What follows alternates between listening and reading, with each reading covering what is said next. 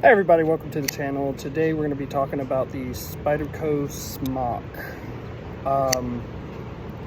Just my thoughts on it. I'm actually fixing to sell this knife, which is why I'm doing the review now. Don't mind me, it is super hot out, and we just got done fighting a fire, so I'm still sweating. Yeah, so the Spyderco Smock is $200. It is S30V, a blade length of 3.4 inches, and a cutting length of 2.9 inches. We'll talk about that later.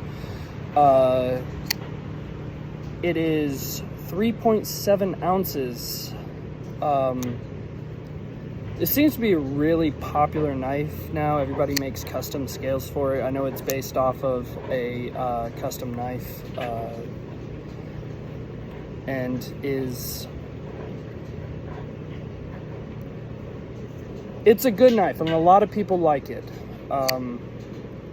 Just right off the bat, I am not a fan of it. I think that it's a good fidget knife. It's a pretty knife. However, there's just some things about it that I personally don't like. For instance, that I understand you can choke up here, but that leaves a very awkward grip to hold, to do cuts, and you choked up down here. I mean, it's a lot of room for no blade. So it leaves a lot of room that could be either a handle or a blade. I mean, it's extremely slicey. It's really good, and it's ergonomic for sure. And the only other thing that I really don't like, look at how much sticks out. You can get aftermarket parts, but that's extra. I mean, I understand that Spyderco, this is a typical Spyderco pocket clip. However, I don't understand why the lanyard is so far down, and why not put this further up. Again, it's super fidgety, and I really like the fact that it is basically a compression lock, just a button compression lock. Another thing I don't like, but that's my own personal preference because I am a hard user, I don't like that it's on ball bearings. They get gummed up and with dirt and debris and stuff, and then you got to take it apart, clean it.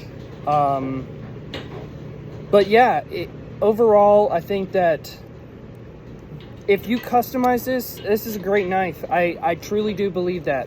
Not for me, but it's a great knife.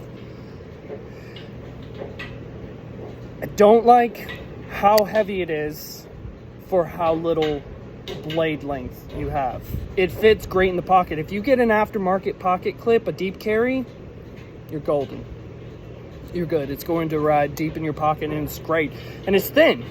Reminds me a little bit of the 940, just of how thin it is for how long the blade is. I mean, 3.4 inches, that's a lot of blade. 2.9 for cutting, you know, if you can go smaller knives that are lighter weight for the same amount of blade length. So is it my favorite? No. Is it a good knife still? Yeah, maybe someone else's. I know other people from some YouTube channels that I've watched who really enjoy this knife. You know, I have my personal feelings on it, and so, you know, it's really up to you whether or not this is what you want. If you want a fidget knife, great, it'll cut, you know, it'll cut whatever you need. You know, it's great for any sort of utilitarian EDC task that you might need. No, this isn't going to be a survival knife or some sort of hinder or Chris Reeves or something. You know, this is a everyday carry blade with a good everyday carry shape, and it has a huge fidget factor. Huge fidget factor.